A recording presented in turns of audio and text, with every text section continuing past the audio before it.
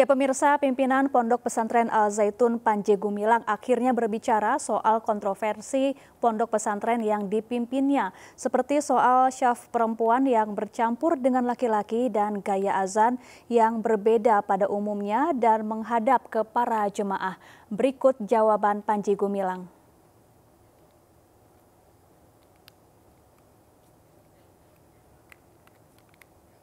Baik pemirsa, kita akan langsung saja membahas dugaan pidana dalam polemik Al Zaitun bersama Bapak Taufik Hidayat, salah satu anggota tim peneliti Ponpes Al Zaitun dari MUI Jawa Barat. Assalamualaikum Pak Taufik Hidayat.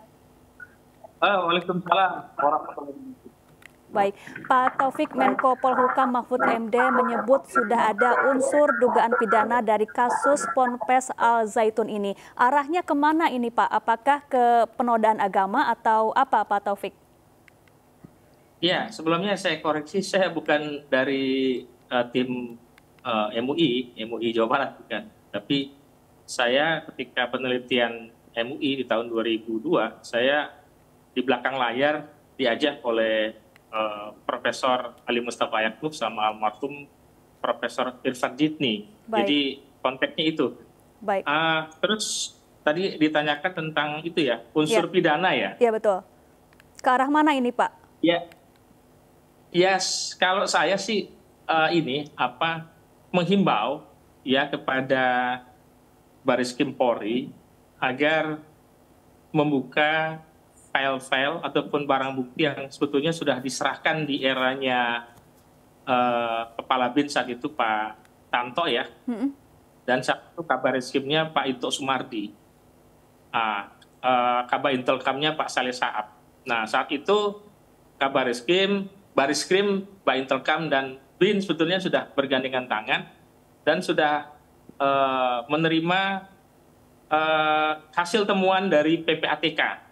Jadi saya pernah ketemu sama Pak Yunus Hussein, bahwasannya PPATK sudah menyerahkan hasil temuannya tentang adanya transaksi mencurigakan dari nomor-nomor rekening tertentu yang masuk ke nomor rekening atas nama ada Abu Ma'arik, ada Imam Supriyanto, ada beberapa banyak nomor rekening yang ada YPI juga Al Zaitun ya.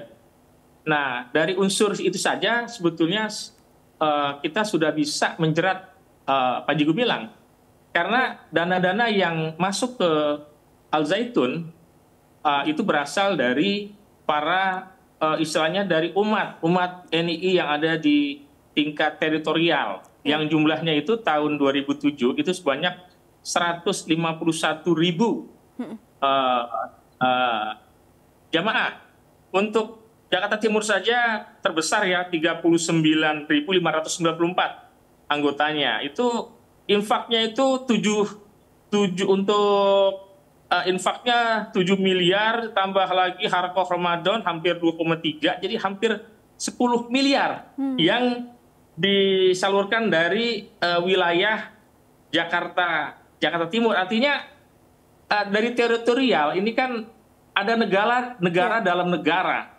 Ya, jadi mereka punya struktur mulai dari tingkat desa sampai tingkat gubernur, tingkat kewilayahan. Itulah dana yang masuk yang boleh dibilang hingga sekarang masih mengalir itu, dana-dana itu. Dan itu paling tidak sejak dari tahun 88 ya. Dan itu jumlahnya fantastis. Itu ada yang ke Bank CIC, Bank Senturi, ada ke Bank BRI. Nah itu yang harusnya dibuka oleh Kabar Eskrim, temuan-temuan itu. Jadi saya pikir dari unsur pidana sudah bisa, termasuk beberapa temuan tentang orang hilang, ya, yang mereka mengaku bahwasanya mereka ada di anak-anak mereka tuh ada di Al Zaitun. Jadi orang-orang yang hilang itu mereka sekarang tinggalnya kalau nggak di Al Zaitun atau di sekitar desa-desa di sekitar Al Zaitun. Itu mereka anak-anak ini baik yang aktif ataupun yang sudah tidak aktif ya, itu mereka bisa dimintai pengakuan bahwasanya mereka selama puluhan tahun itu diorganisir oleh NII KW 9 untuk melakukan tindakan melawan hukum, misalnya menipu orang tua, membuat semacam apa laporan-laporan palsu agar orang tua mengeluarkan uang untuk kuliah. Akhirnya uang kuliahnya nggak dibayar, disalurkan ke Al-Zaitun, ya akhirnya banyak sekali mahasiswa-mahasiswa yang drop out kuliahnya. Bahkan ada juga sampai unsur pidana, mereka melakukan pencurian, penipuan, pembantu rumah tangga gitu ya, mengorganisir pembantu rumah tangga. Ini unsur-unsur pidana ini kalau melibatkan ini teman-teman lah, kita terbuka ya untuk Polri, kita ini karena ini untuk penyelamatan anak-anak kita yang sudah menjadi korban. Jadi saya juga kalau untuk kesesatannya ya, sebetulnya sejak tahun 2000 ya itu kesesatannya sudah jelas-jelas. Cuman kan era itu kan belum ada media sosial.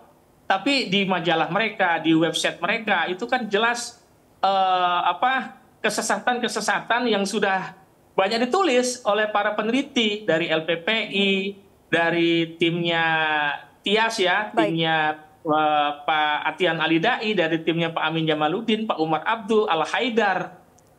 Itu sudah banyak menulis tentang kesesatan ini Al-Zaitun dengan NII-nya. Tapi kan MUI-nya ini kan ya gimana ya, terlalu banyak kepentingan politik di dalam tubuh MUI.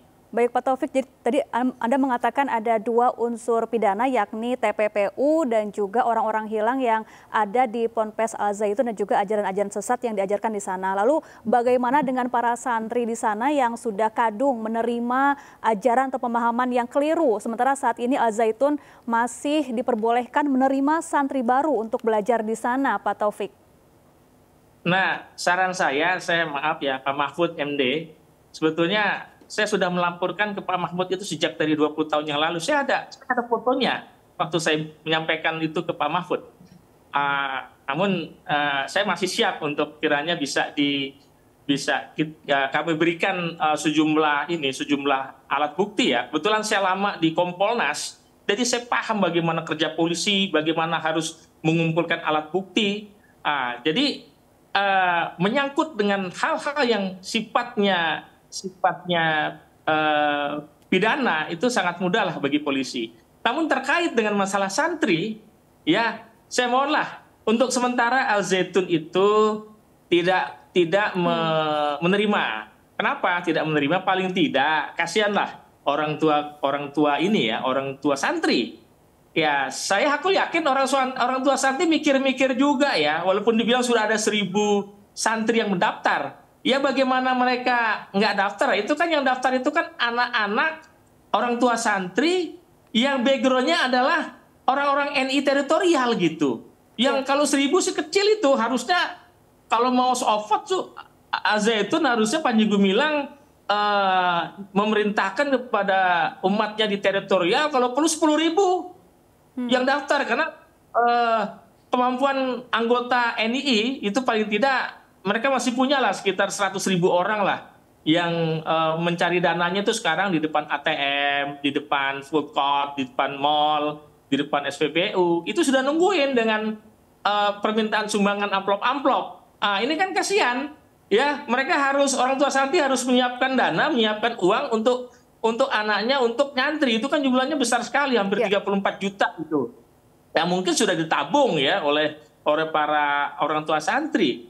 Tapi dengan kondisi begini, saya yakin ya mereka terpaksa, orang tua yang mendaftarkan anaknya di Al-Zaitun yang 1000 orang itu, mereka adalah orang-orang yang terpaksa. Ya mereka harus samina wa atona dengan pimpinannya yang namanya Abu Toto alias Abdus Salam alias Panji Gumilang alias Abu Ma'arik. Kalau di rekening Panji Gumilang itu namanya Abu Ma'arik atau ini Imam Prawoto ya.